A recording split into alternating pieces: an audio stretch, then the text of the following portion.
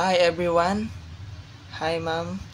This is what I'm learned here in preposition that denote location or position, include in or on and at.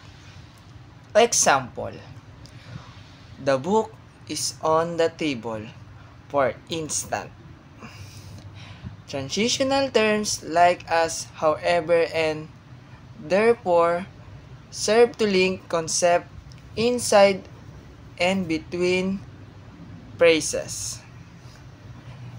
Example, it's began to rain just as she was about to leave.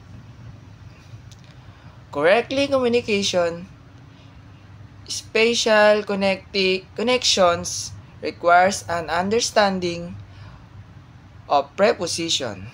Example, the cat, for instance, is beneath the table. Transitional terms that make sense include meanwhile and consequently, which help to indicate the order of occurrences. For example, Sarah stayed at home while John went to work.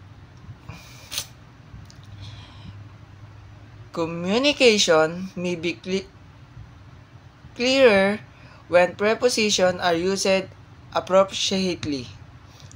Example, the drawer contains the key.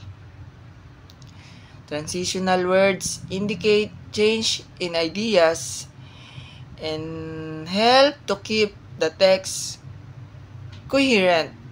For example, I adore swimming but hate diving. Preposition function as connecting elements is a sentence by attaching nouns, pronouns, or phrases.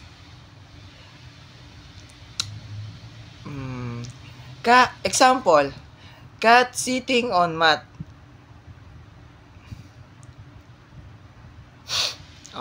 Transitional paraphrase help currently organize stories or arguments. For example, he went to bed earlier since he was exhausted. Clarity and accuracy in communication are improved by prepositional mastery. Example, the noted and pen are next to each other. Writing readability or comprehension are enhanced by uses the transitional words. As illustration by hiking, spite, or poor weather, moreover, a preposition express a temporary links. Example, the festivities begins at 7 p.m. The transitional paraphrase like further or moreover marks a substance. Example, a such pan na chocolate ice cream, especially when it comes with sprinkles. Misunderstanding can be avoiding paying attention to preposition. For example, the eatery plays the part.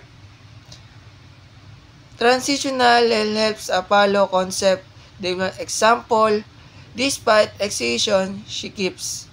Prepositional and transitional words practice improves communication abilities in general. An illustration will the key between the cushion. Thank you.